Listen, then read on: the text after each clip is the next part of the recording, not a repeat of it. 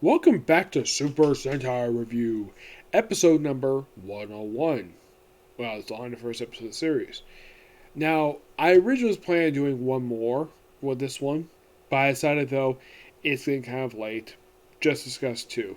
Let's discuss the episodes 36 and 37. Yes, are these weird ones? No, the first one's kind of fun. Oh yeah, first one is so fun. Shootout, zero point 0.3 seconds. Oh, 0.3 seconds. This now the monster this one is simply put a western needle monster. What I think is inspired by a cactus. Mostly because these needles are metal instead of, actual needles you find in an actual cactus. And here's a fun fact about this particular one. This is by far the first one where the featured monster, he does not attack random civilians. Nope. All the rest of them go on rampages a long time. This one, nope. His specific task is simply to not to blow up something, not to steal something, not to poison or whatever. He has one job: kill Goggle-V. That's it. That's literally the plot of this episode.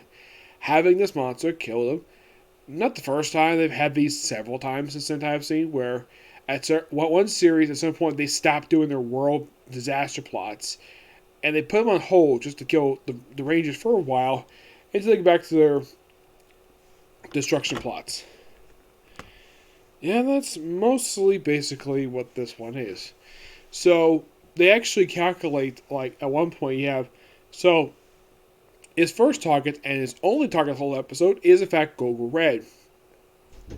He does mention that the reason why he starts with Goggle-Red because he's the strongest. Yes, not a bad, from his perspective, not a bad idea. This like he's clearly a monster.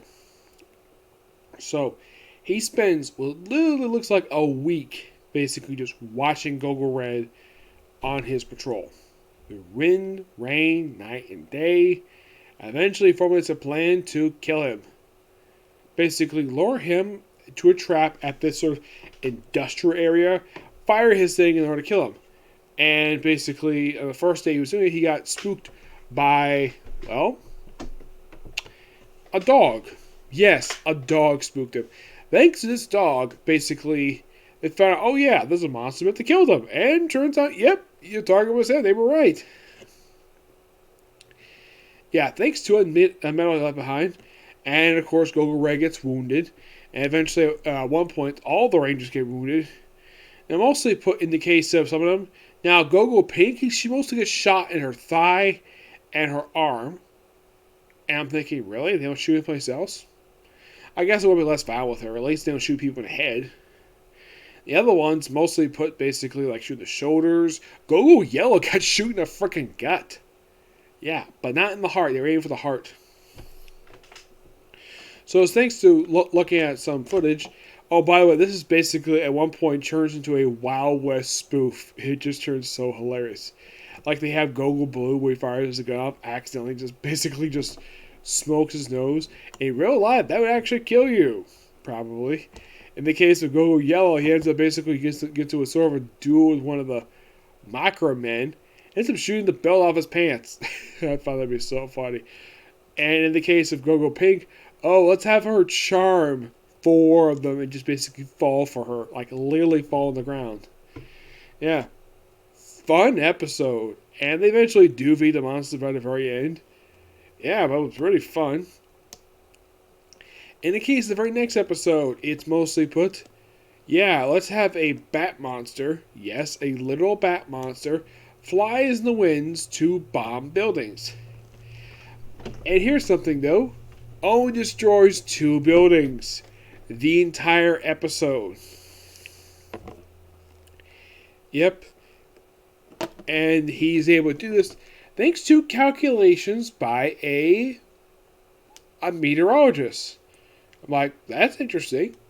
Well, they are scientists. That's why they use dark science. But yeah, using science to make bombs, like, okay, interesting. Yes. And he basically is forced to do this. Now, apparently his grandson, at one point, they for some reason, despite the fact that clearly she refers to him as grandpa, not father for some reason. Yeah, I'm not really sure if this is a problem with the sub.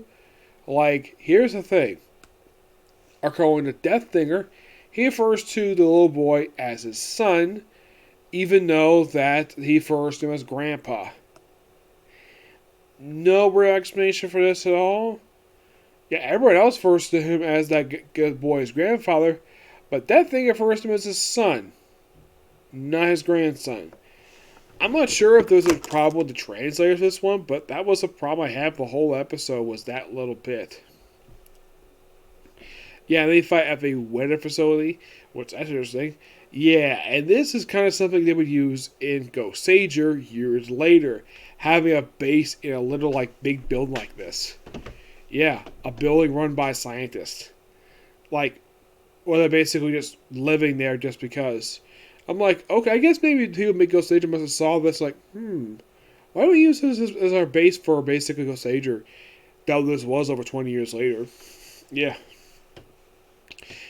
And do I think the episode was fun as 36?